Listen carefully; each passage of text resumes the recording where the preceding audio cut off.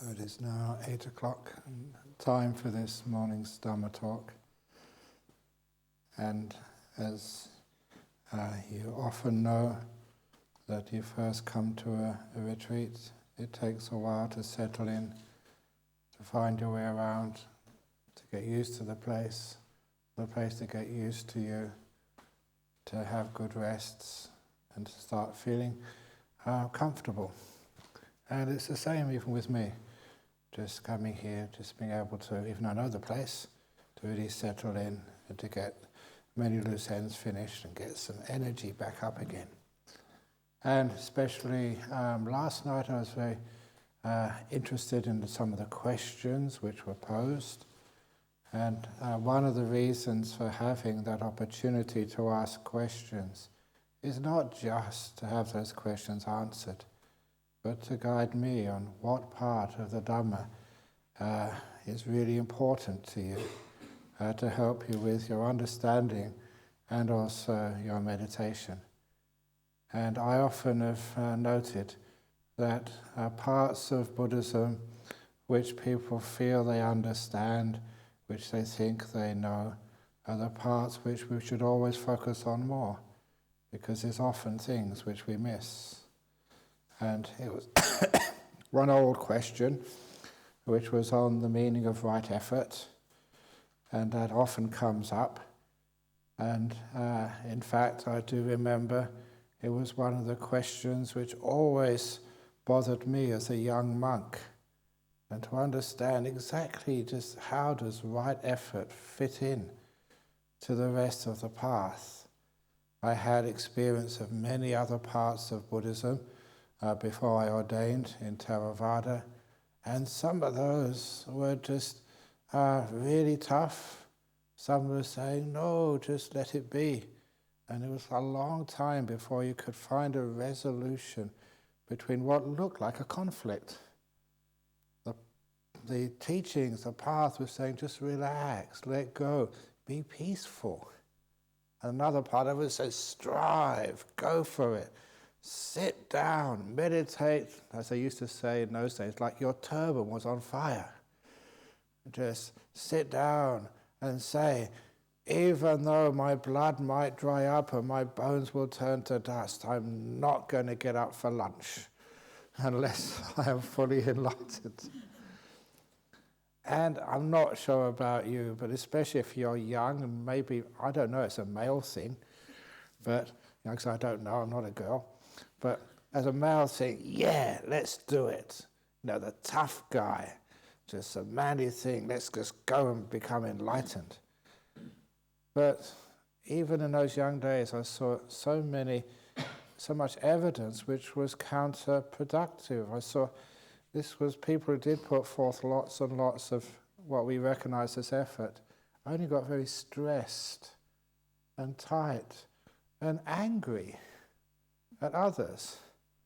And it just started to make you look a little bit deeper into the teachings and also reconcile those teachings, which you read in the books, with your experience. Because it was so true. Every time I put forth lots of efforts, all you did was get very tense and tight, and also you started to get frustrated. And when your effort didn't produce results, you started criticizing other people. Making too much noise, leave me alone. Sort of, the food is not good enough, it's not suitable for me. So, I need this type of food, I need this place to sit, I need this, I need that. Because that's what effort does, it controls things. And so then later on, when you started your practice, went naturally, sometimes in spite of your teacher and teachings. Your meditations sometimes are, what the heck, I'm just going to sit here. And you gave up your instructions. And a natural process of meditation started to unfold. The best meditations, as even a layperson, which I got, were always unexpected, unplanned, unwilled. They didn't come from striving. Been striving all the meditation retreat. And then I just gave up, let go, oh what the heck. And then amazing things happened. Now, this is not an advice to follow, but nevertheless, one of the great bhikkhuni arahats, a woman who just broke through to the Dhamma, and her tale always is amusing, but it's also profound at the same time. And when something has both those qualities, they're amusing, so you can remember it very easily. But there's a very powerful Dhamma sting in the tale, which really, wow, I understand where people go wrong. And that was the bhikkhuni who renounced and was a bhikkhuni for 7 years, according to her tale in the Therigatha. 7 years. Now, I know that somebody else has bhikkhuni for 7 years. But this is something different.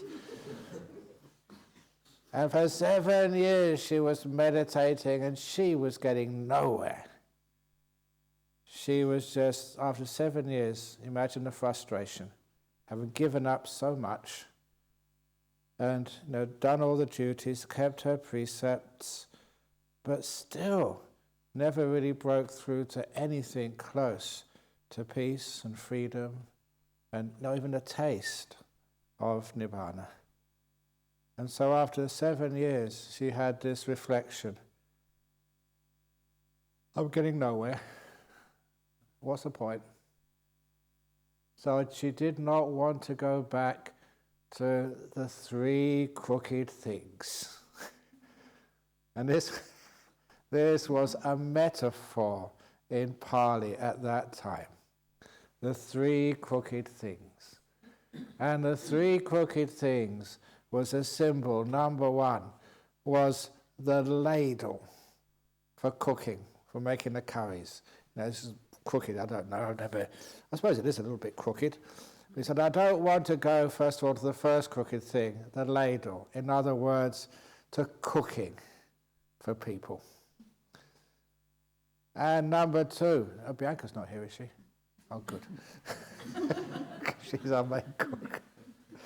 And number 2, I don't want to go back to the second crooked thing, which was the floor brush. In other words, she had it up to here with housework. So I don't want to go back to the crooked ladle, the crooked broom, and the last thing she didn't want to go back to, the third crooked thing was the husband. And that became known as the 3 crooked things in Buddhism. And that was the amusing part. So anyway, didn't want to disrobe and go back to the 3 crooked things. And so, only thing to do, and this is why I say this is not recommended, but this is what she did out of desperation. She took a rope, went to a tree, climbed up the tree, tied one end of the rope to the strong branch, the other one around her neck. She was about to commit suicide. And just before she jumped off, she got her first taste of freedom. Her mind was liberated. Another holy nun. Now that's cutting it fine. That is a dangerous thing to do. That is why it's not recommended. But the story was fascinating. She was one of these people who just given it everything, tried, put forth a will, and got so frustrated, which happens often when we think we can achieve through the sheer force of our will and our effort, and then we get frustrated. And the frustration often leads to desperation. And that desperation, in her case, got extreme. But why? Why was it that just at that last moment she broke through? She'd had all of the teachings. She knew everything about Dhamma, but she didn't really understand it and internalize it. The most important thing was letting go. Abandoning letting go of this effort which is coming from the idea of trying to attain something, trying to get something. Whenever she tried to get something, she'd always get frustrated. Even sometimes, okay, you get nimittas, then you want the first jhana, then you want the second jhana, and then there's something more, and there's something more, there's something wrong there. There's always something more to achieve. And actually those people who get those types of jhanas are not real jhanas. Real jhanas are totally different, they're just totally empty. It's a different experience totally than anything you can think of as attainments. It's one of the reasons why that some teachers, you have a little tick list. The 5 factors of first jhana. Oh yeah, tick that one, yeah, okay, now what else have I got to do next? And then tick this one, and then tick another one, and then say, I've ticked all 5, that must be first jhana, yay! That's so much gomayang. And if you don't know what gomayang means, I'll only say this once, gomayang. Go means bull, mayang means shit, gomayang is bullshit. Okay, so I can now speak properly, and I've got that one clear. Gomayang. So, what is going on there? Why is it that we have something in the Eightfold Path called Samma Vayama, sometimes Sammapadana, and what does that actually mean? And this is where one of the biggest problems with teaching the Dhamma is, the Buddha never taught English, in English. You can't say the Buddha said that this is right effort. The Buddha never spoke in English. So these are translations. And like often, many things are lost in translation. So that was great, having had some experience in meditation, and also that when, this is personal story, when that I found that some of the rules which the monks had to keep as forest monks, and we tried to keep those as strictly as we possibly could, there was the case, what were the rules? And so it was just passed from teacher to disciple to teacher to disciple. It went on that way, and we wondered, are these the right rules we're supposed to be keeping? So that's why I was actually asked to, you got a brain. I got my O-levels in Latin, and Pali is very similar structure to formal Latin. So let's learn some Pali, and let's start looking at these words. First of all in the Vinaya, and then afterwards in the Dhamma, so you could actually read it in the original and understand exactly what these words mean. And there was just so many eye-openers. Wow, that's what that means. A simple word, like anicca, which most Buddhists who come to meditation retreats know, anicca. What does that mean? And of course, we say, it's impermanence. Yeah, but what does that mean? When nothing lasts, what does that mean? So fortunately, you have these words. When you go to the monastic rules and the nuns' rules, these are describing events in real life, not philosophy or metaphysics. This is actually real life phenomena. And this particular word, anicca, it is obviously the opposite of nicca. It's, the A is just the opposites. So anicca and nicca, they had something which we saw in the Vinaya, which we kept even today. It's called nicca food. Nicca food means there are some people who I know will be at Bodhinyana Monastery today on a Saturday, because they come every Saturday, or maybe every other Saturday. There are people who come on Mondays to bring us dana. And a couple of them are here, but actually just use their family come. Obviously they're not going to be there next Monday. There are people who go on Tuesdays. That even the Anagarikas over in Bodhinyana call it usually Thai Tuesday. because there's a lot of Thai people come over there on that day.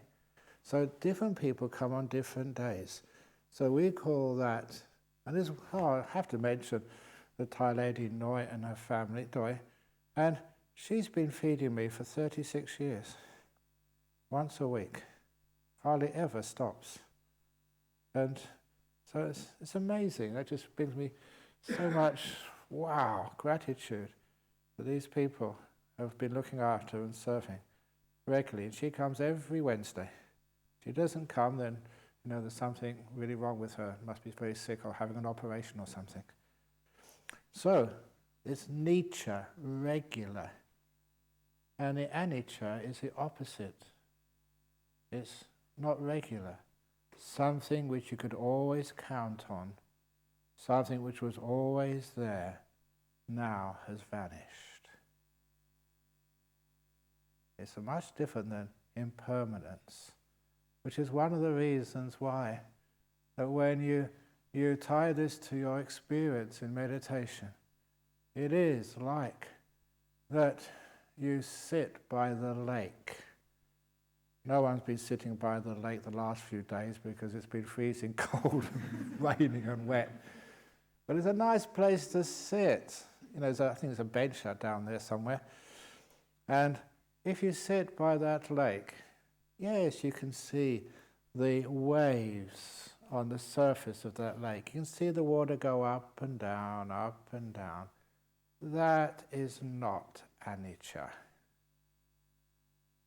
That always happens. That is just up and down, rise and fall. That is not anicca. What anicca is something far more profound and shocking. The Dhamma doesn't sort of reinforce things you already knew. It actually makes you see things in a totally different way. The sort of wow, I never expected that to happen. So what anicca is you're sitting down there by the lake and you watch the waves go up and down, they rise, they fall, and then without any warning, the whole lake vanishes. And you're not going crazy. It was there for a moment ago, and now it's gone. What the heck's happening? Something regular, something you could rely on, something you thought was always going to be there, now is no longer there. And you're not going mad. This experience, I can say this experience from time being a layperson, I've got to be very careful about telling experiences since I've been a monk, because that's one of our other rules. We're not supposed to divulge. And the reason we don't divulge any sort of strange, weird attainments is that because if you have psychic powers or attainments in the world, that separates you out from the others. And so the monks and nuns who don't have attainments, who don't have any deep meditations, they're like the riffraff. And the ones who do have attainments or can do things, deep meditations, they're called the Aryas. The Aryas, the Arya Bukkon, it means like those on the path to being enlightened, which means that we do have in Buddhism, we have the two classes, they call putuchanas, just the ordinary people, and the Aryas, which I call the aristocracy. It's supposed to be aristocracy, but I put the Y in there, aristocracy. And it does create a lot of problems, for Buddhism. When you create a class of monks, nuns, lay people or something who are somehow superior than others. So anyway, that when I was a layperson, I was going to one of these Zen monasteries. And I go to any monastery simply because I didn't have choices. And so even now, in this monastery here, although in this retreat center, we just allow many different traditions to use the place as long as they keep the rules. Because I benefited from other traditions as well. And this was a Zen tradition. And the meditation instruction was something which I'd never done before. You had to sit down just on a bench with a passageway in between and sit on either side of the passageway, but we'd have to face away from the passageway and just look at the whitewashed wall. No windows. And just to make it more interesting, the master would actually just walk. You couldn't see him because, you're facing the wall, behind you with the Zen stick. And just to make this talk interesting, I never got hit by the stick. The guy next to me did, and that was enough to keep me awake for the rest of the week. It was scary.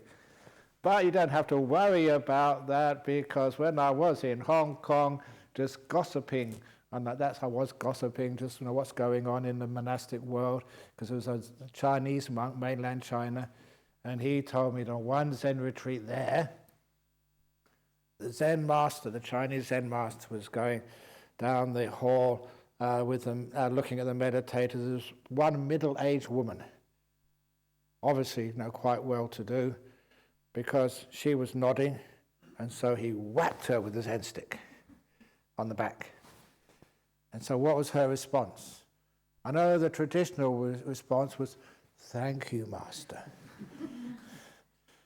But her response was to get out her mobile phone and call the police, which came within 5 minutes, and she charged that monk and they took him away. And that was the end of that retreat. And that was a true story. If it can happen, it does happen. You can't do that in today's Me Too world, violence against people. So anyway, but putting that aside, just sitting there and watching a whitewashed wall with your eyes open, and you wonder why. Because they didn't give you any instructions. Sometimes no instructions can be better, because then you don't wait for something to happen, not expecting anything. You're just being really an explorer, adventurer, going into places you've never been before, not being told what to expect or where to go. And that was when you were watching that whitewashed wall, and it vanished. One of the weirdest things. It was there one moment, and then there was no wall at all.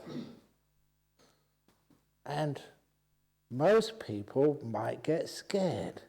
Am I going crazy, mad? Have they put something in the porridge that morning? It was the late 60s, early 70s. What was happening? And it was nothing which was drug-induced. It was a perfectly natural phenomena which illustrated anicca. Something which was there, which you thought was solid. The walls aren't supposed to suddenly disappear. Did vanish.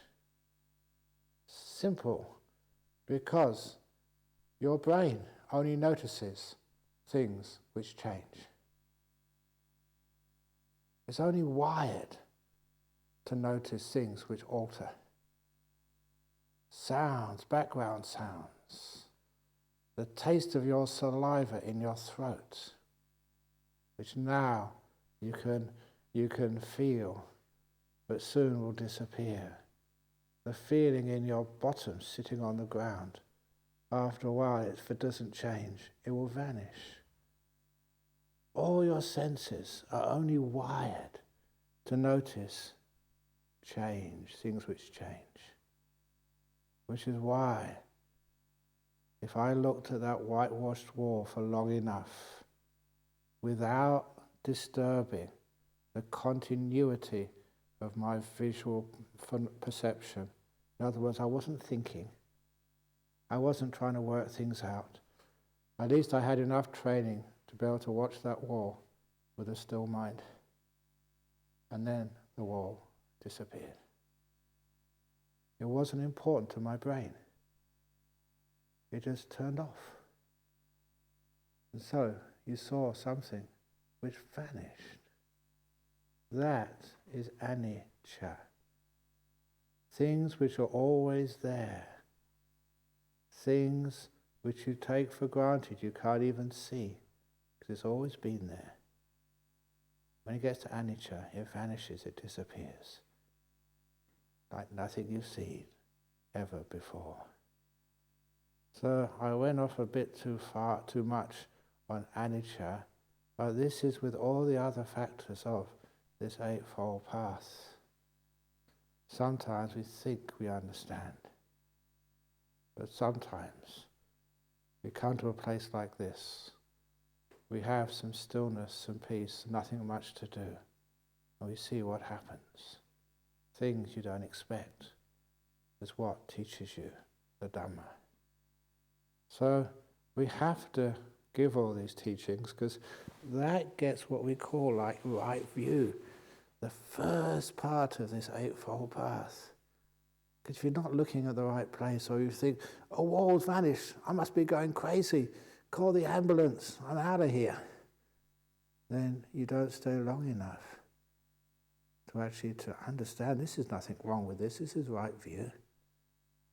So what is the right view? Not just anicca, anatta. It's not yours. Nothing belongs to you. Not me, not mine, not a self. What does that mean? So first of all, not mine. Can you control anything in this life? What belongs to you? For me, things always go wrong. They don't happen the way I want them to. I really give a lot to trying to teach out of kindness. But sometimes your alarm clock goes off in the middle of the night and wakes you up and you can't go to sleep anymore, and so you're really tired. And then people want to talk to you. And then council officers come up and they want to talk to you. And then I said, I've got to go to get a rest, and he can't get a rest.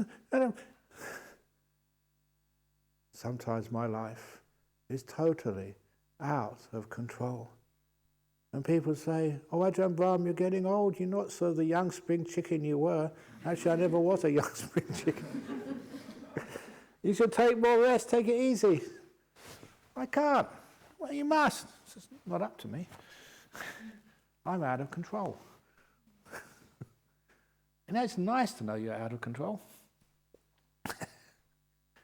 Because what that really means that it gives the myth that you can steer your life this way or that way.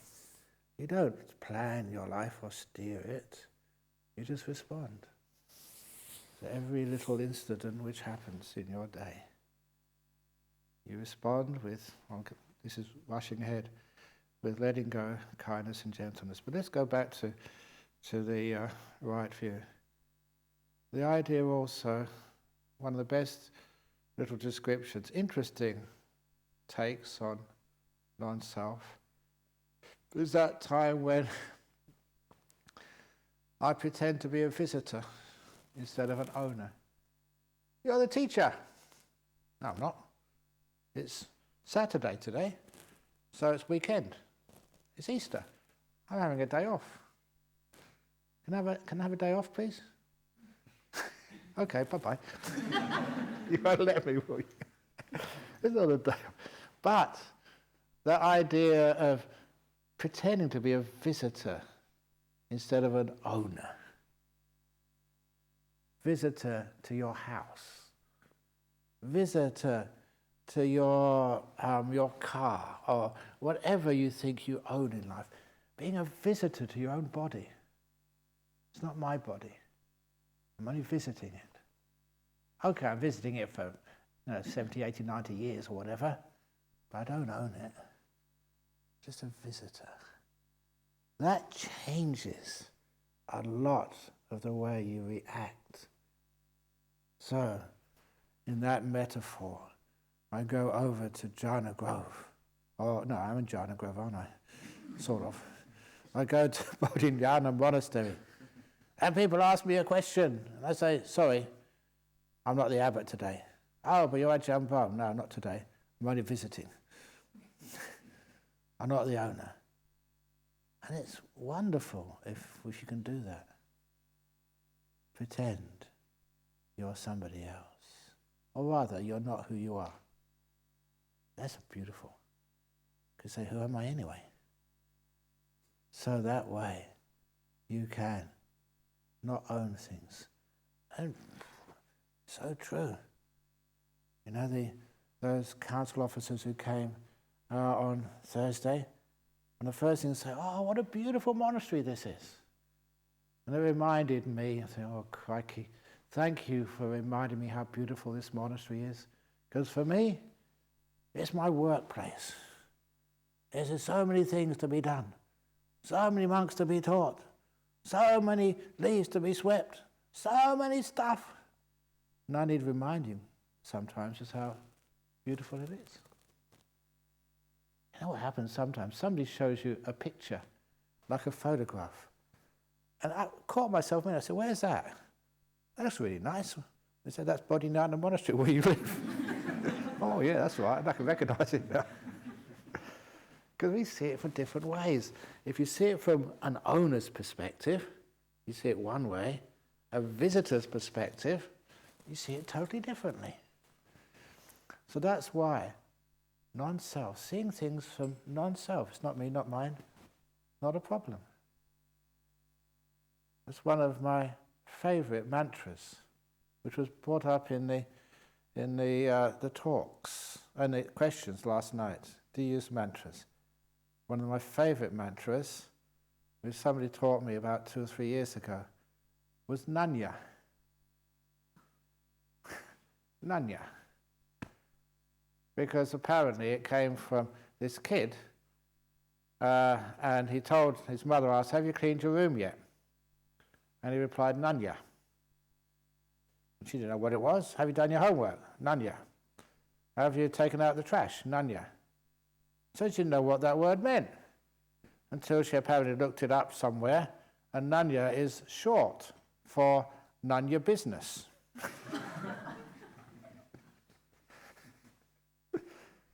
And that's a very cute word to say to yourself. Am I enlightened? None of your business. Is this jhana? Nanya.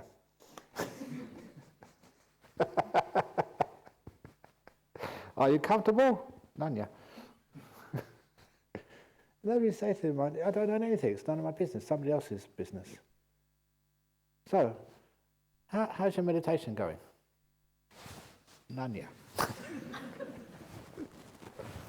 Now that is not meant to be rude or offensive. It's actually saying you don't own anything. So whose business is it?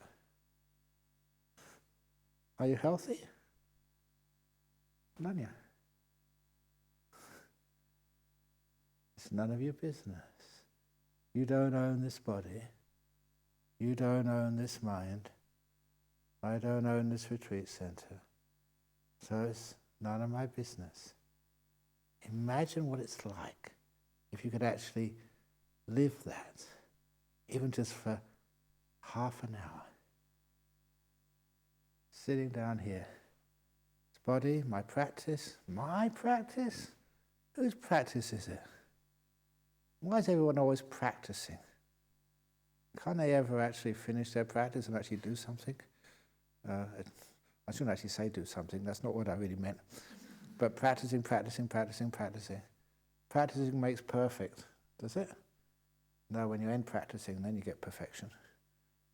So anyway, the whole idea of trying to increase, develop, make something happen, get something which you haven't got, just to achieve, change, reach.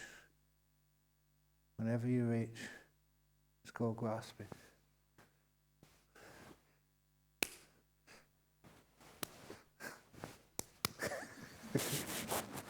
You're doing something. So, Nanya, not me, not mine, not a self.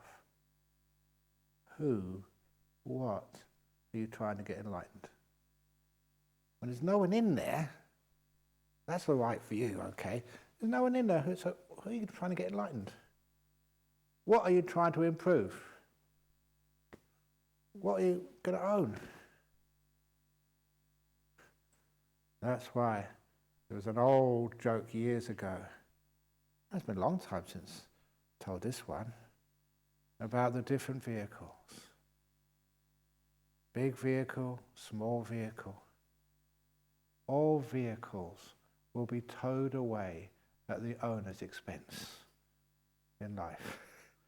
Any vehicle, anything which you own, you will have to give up.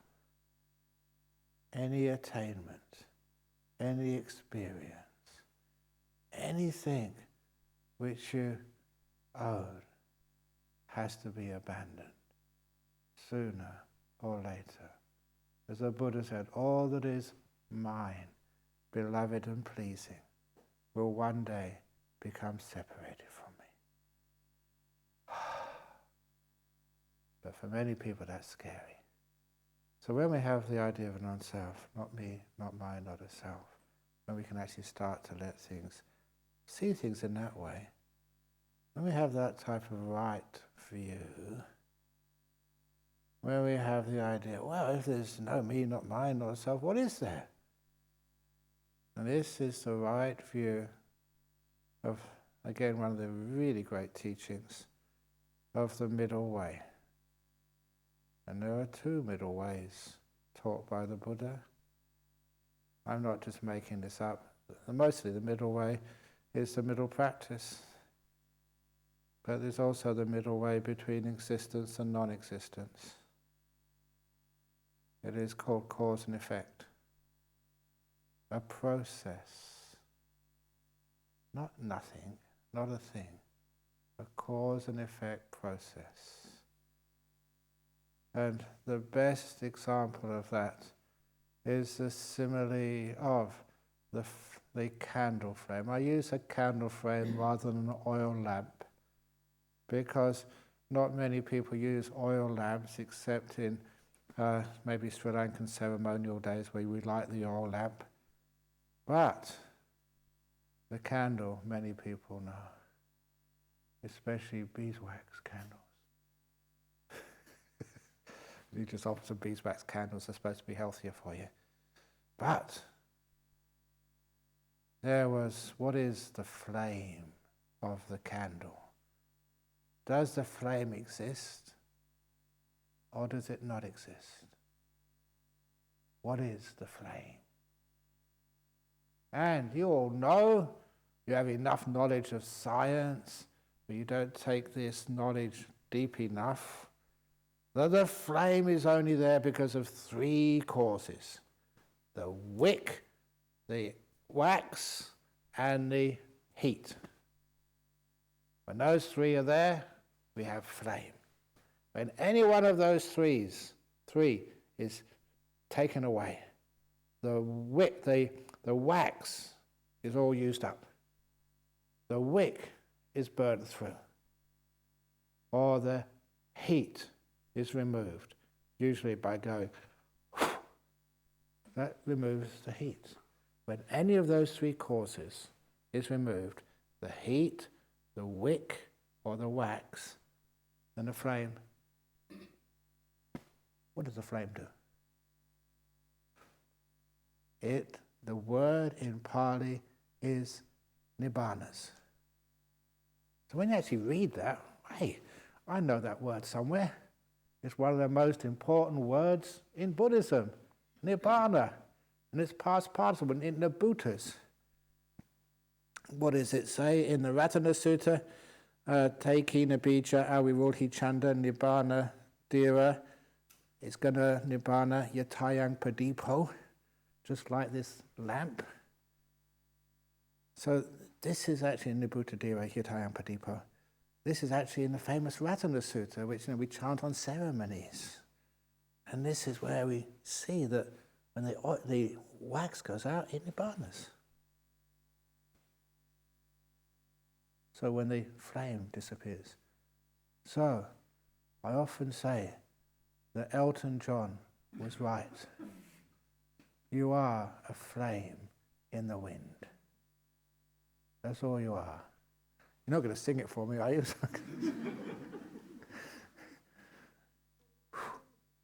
And it goes, disappears. Where does it go?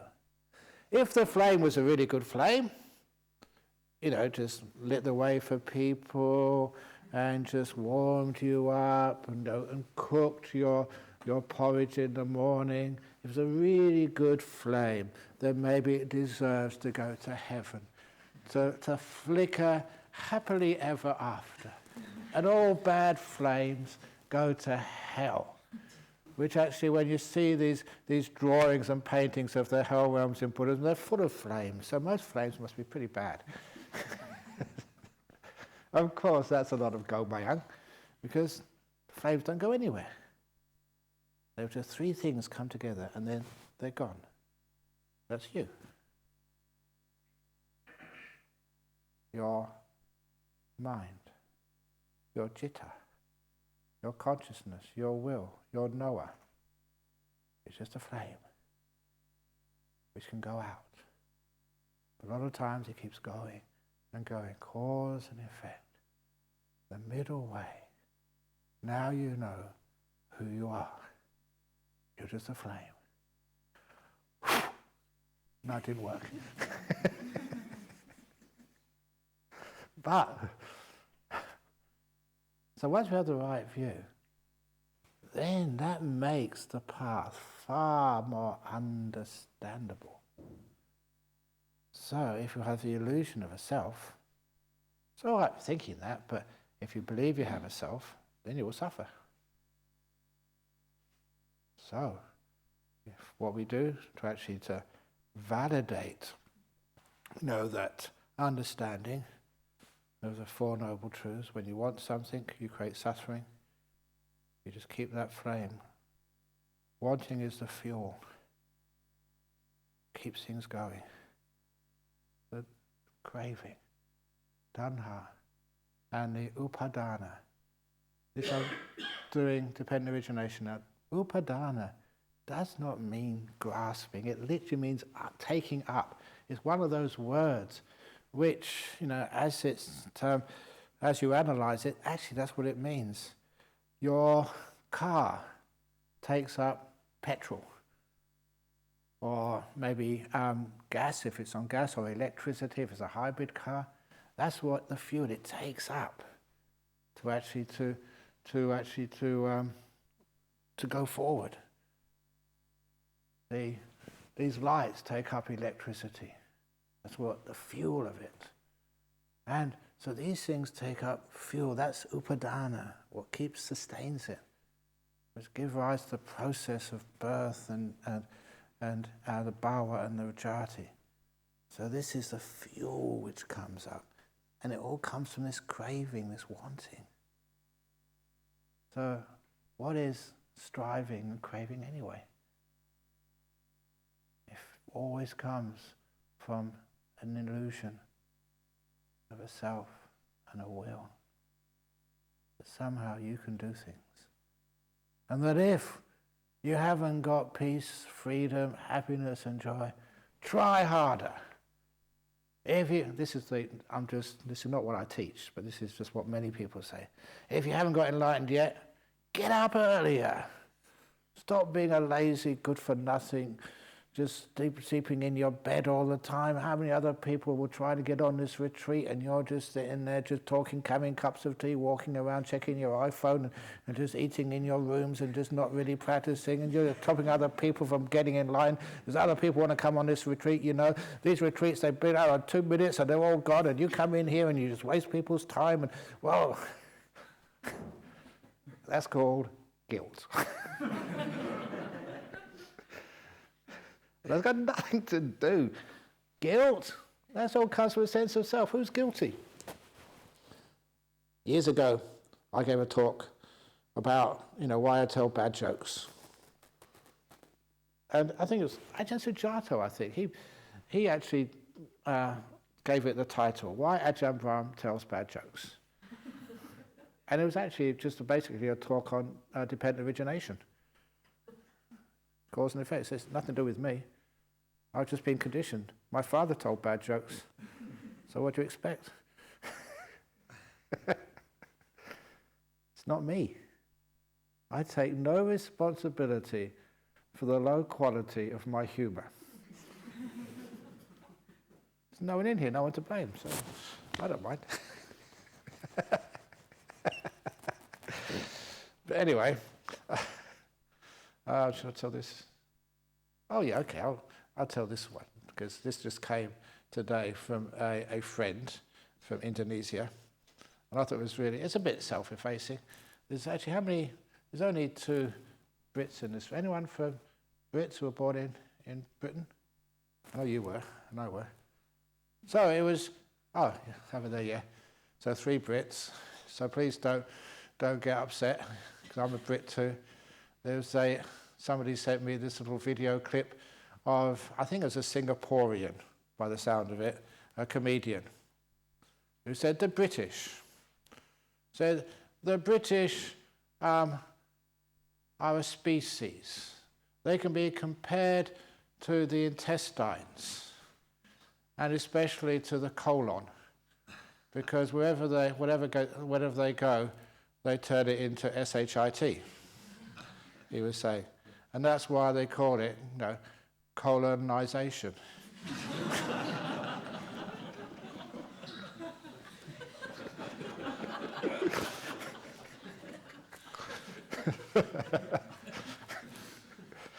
So that's right up my street. Okay, you can argue with him, it's only a joke. And I was going to, actually I probably will reply next time I get on the internet, and reply to him, yes, I know, yes, but if you didn't have the colonial power, or the colon power, then you get constipated. So thank goodness for the Brits.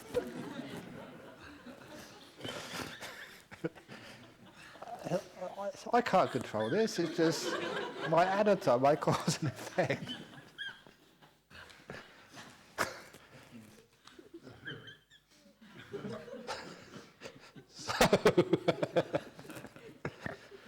So, all of your controlling.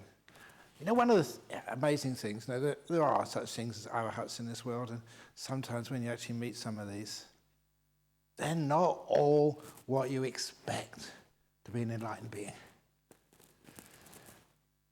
Now, sometimes you have a picture of an enlightened being. What an enlightened being should actually look like. Your fantasy. Someone like a Yoda. Or, I don't know.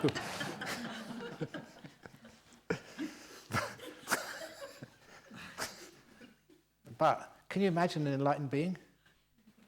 Close your eyes and imagine one now. Is it male?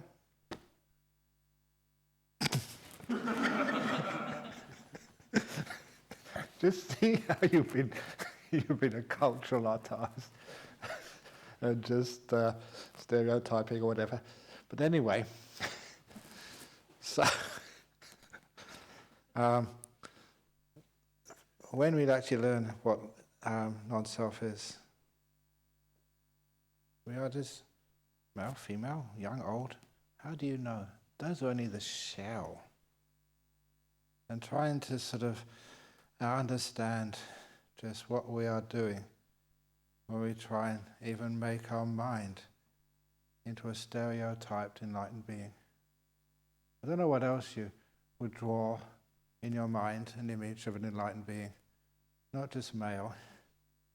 How many of you, if you saw, when you imagined an enlightened being, imagine it like an African?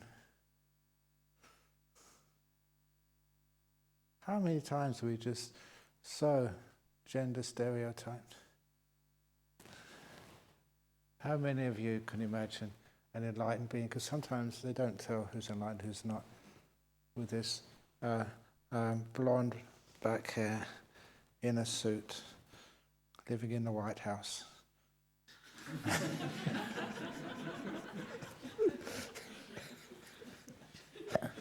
Stereotype.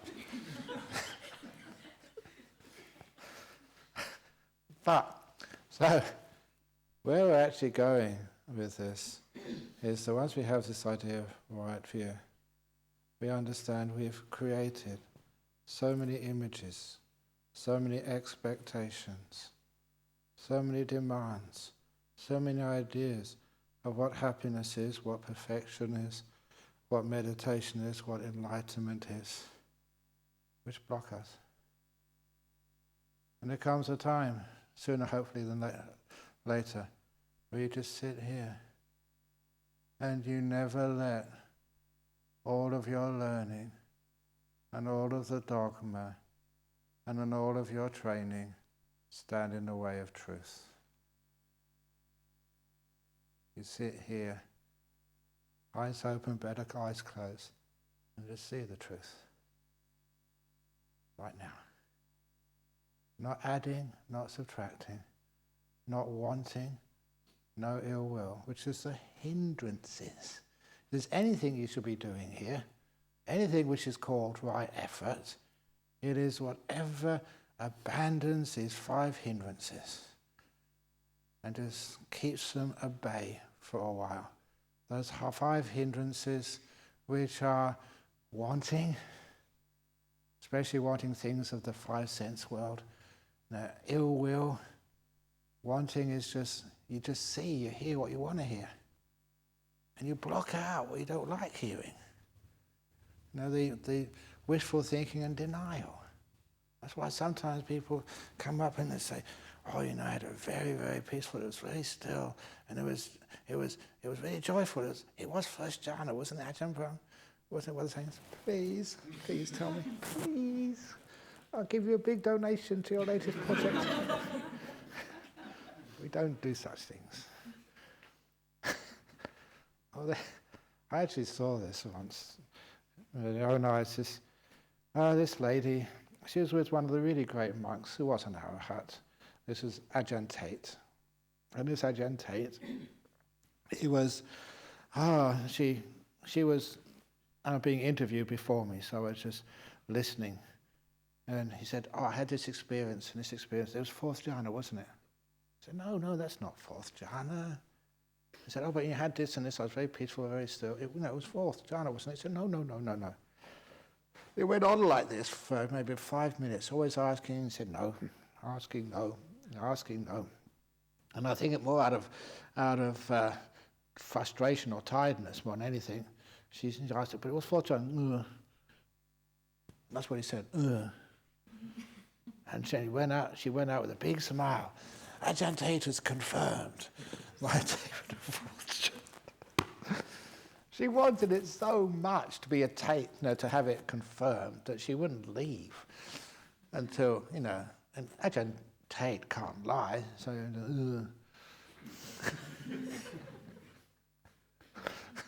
she said, that was monk speak. So she heard what she wanted to hear. It's not what he said. So sometimes that you can see how those 5 hindrances, wishful thinking and denial, just can't see. Or it's too hard to see. And tell this anecdote, one of the best, taught to me by Professor Bernard Carr, who's not only a close disciple, or was a close disciple of Stephen Hawkins, who's now passed away, but was also a very close friend. And he was, even last time I saw him, he was not only Emeritus Professor of Theoretical Physics at Queen Mary College in London, but at the same time he held the post of Treasurer of the Psychic Research Society in London. A really professional ghost hunter. And he told me this great experiment which was done at Imperial College in London. I told many of you about this, but it just shows the power of denial. That this friend, Bernard was implicated in this experiment, and he said he was going to demonstrate levitation in a laboratory situation.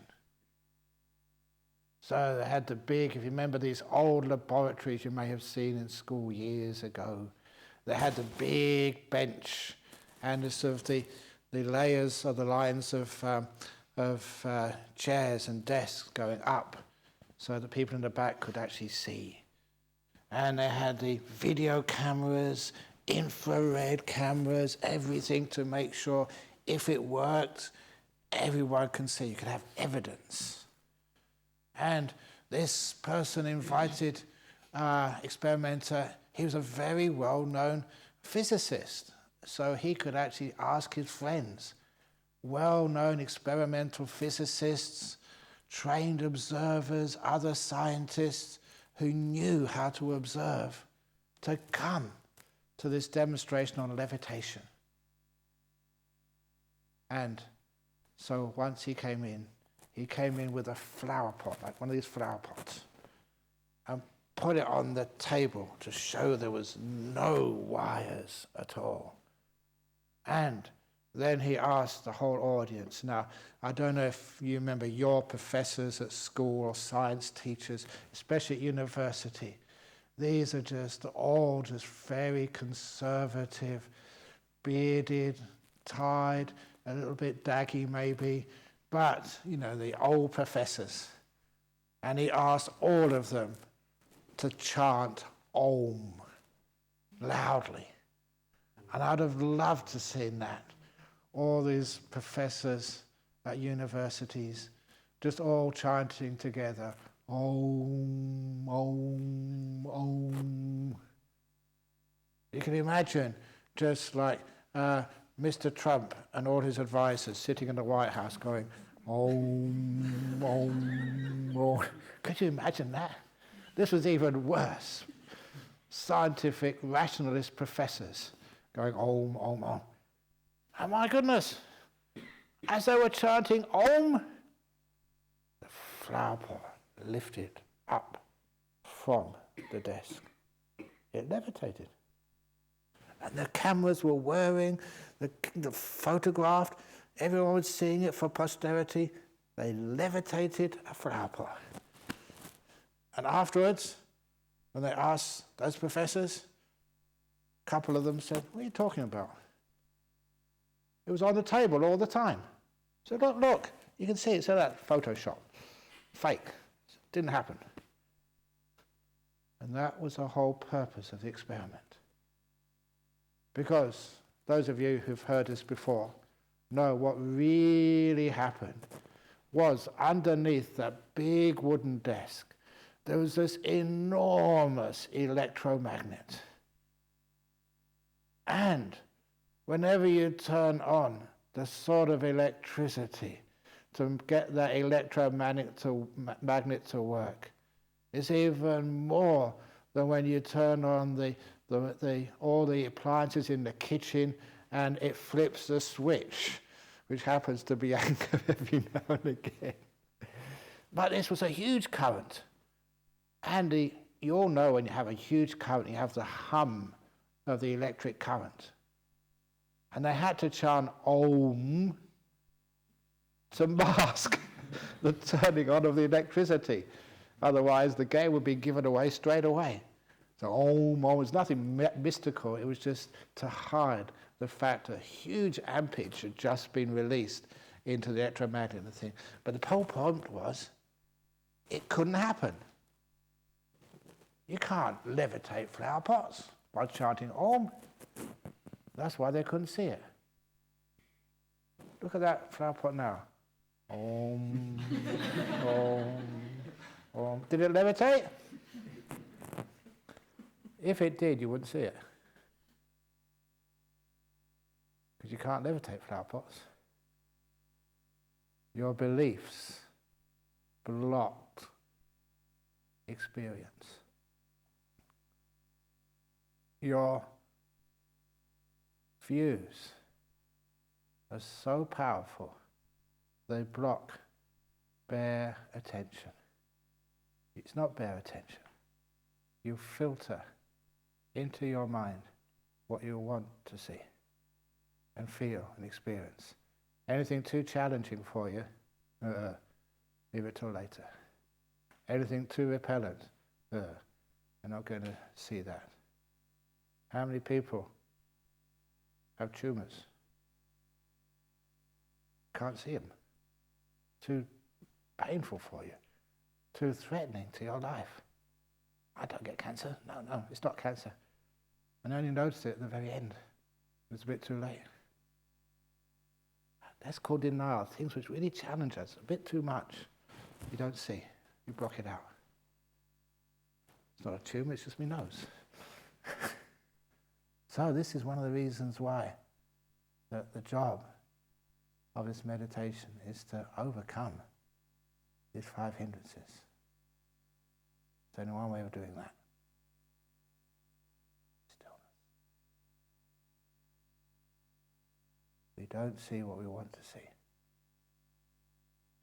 We're still enough, open enough to see what's there. And what you see, nothing to do with you. Final simile. The simile of the driverless bus. And I said this years before Google got the idea. Well, maybe some of you there when I did that. They got all these talks online or recorded somewhere. Oh yeah, I remember that. I was actually just... what year was that? I think I can actually date that. That was 1991 or 92. Simile of the driverless... Yeah. Simile of the driverless bus. Simile of the driverless bus. We're here to try and get rid of our problems, to create some happiness, some peace, some meaning, some freedom in our world. And the simile is that you're like a bus. Your life's a journey. Your body, mind is on this journey. And you know what it's like? Sometimes in our life, we go through some terrible experiences. The loss of our loved ones, loss of our health, loss of our jobs, disappointments, old age, so many myriad parts of suffering. We can sort of expect it, but why? Somebody's made a mistake.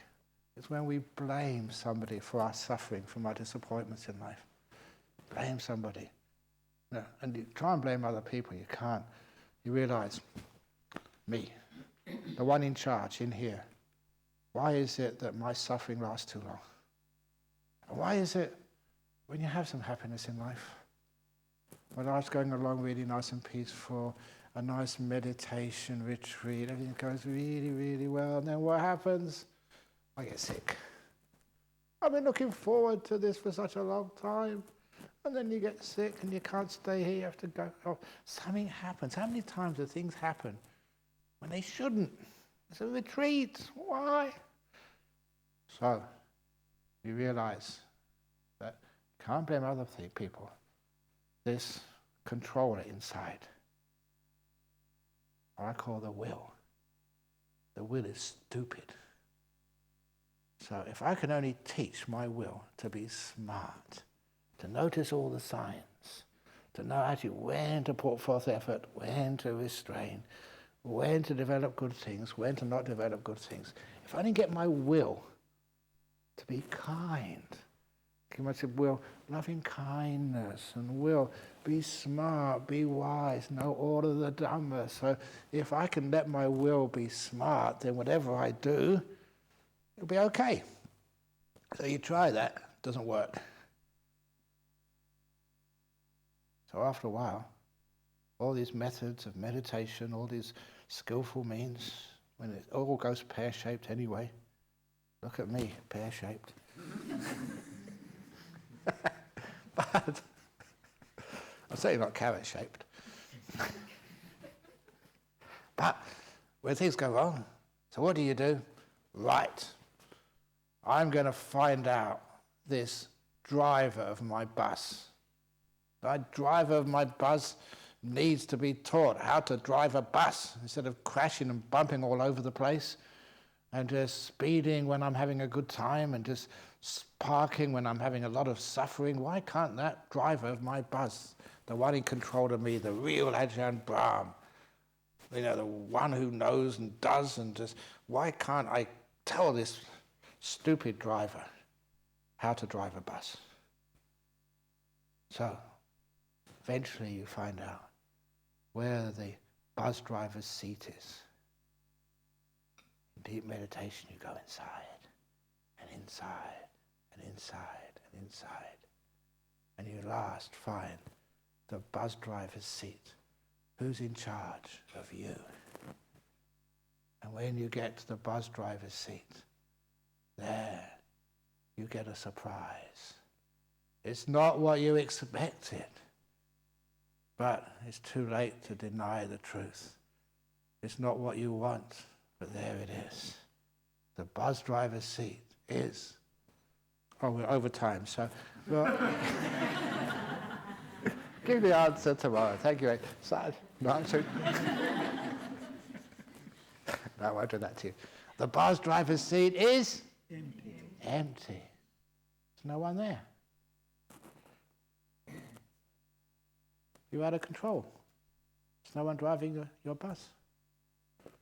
So what do? You go back to your seat in the bus and you stop complaining. No one to complain to. End of problem.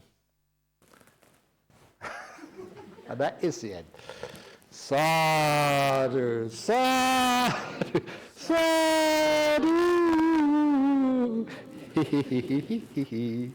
Oh, very good. So, have a nice morning if you want to, but you don't have to. And we have interviews, and then we also have this afternoon special, 3 p.m. Are you still up to it? Yep. Okay. Very good. Very good.